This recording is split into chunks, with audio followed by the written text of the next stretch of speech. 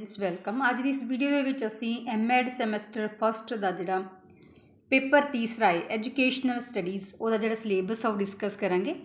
Paper तुहाडा 100 number का है तो थ्योरी तुहाडी 70 मार्क्स की, तो इंटरनल असैसमेंट तुहाडी 30 मार्क्स के विचों लगेगी। हुण असीं गल करांगे सैक्शन ए दे विच किस तरह के जिहड़े टॉपिक ने।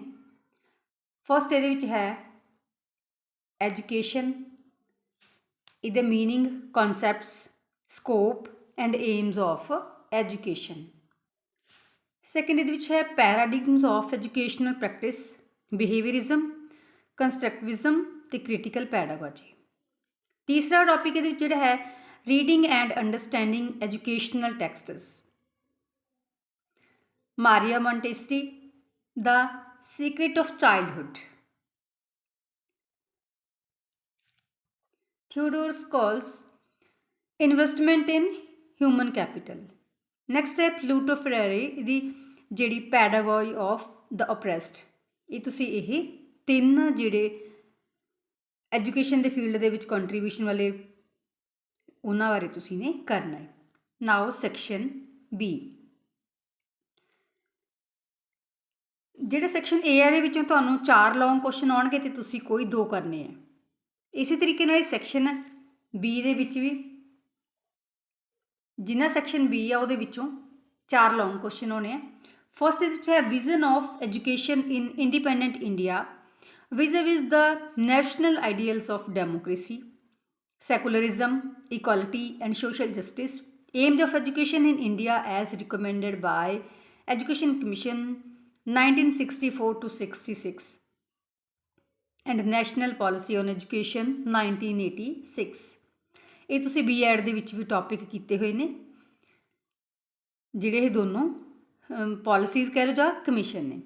Nature and functions of university grants commission UGC, national council of education, educational research and training NCERT, national council for teacher education NCTE, central board of secondary education CBSE, state council of educational research and training SCERT and district institute of education and training DIET। ये भी तुसीं जिहड़ा तुहाडा paper 3rd है second Sam दे विच ਉਹਦੇ ਵਿੱਚ mostly ਤੁਹਾਡਾ clear ਕੀਤਾ ਹੋਇਆ ਹੈ। ਨੈਕਸਟ ਹੈ contemporary concerns of education policy and practice, education for all, international initiatives and their implications for universalisation of elementary education in India, right to education act 2009 ये भी तुहाडा कीता होया है।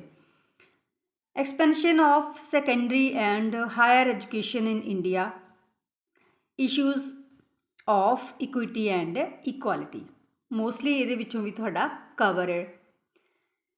नैक्सट है emerging issues in education, globalisation of education ये भी तुसी कीता होया है B.Ed they which. Community participation in education, private public partnership in education ये भी तुसी एक सबजैक्ट दे विच थोड़ा बहुत ये विचों कवर किया होया है। Educational programmes, their objectives and implementation, Saakshar Bharati mission, Bharat mission, Sarva Shiksha Abhiyan SSA, जिहड़ा सर्व सिक्ख्या अभियान है ये भी तुसी ने कीता होया है।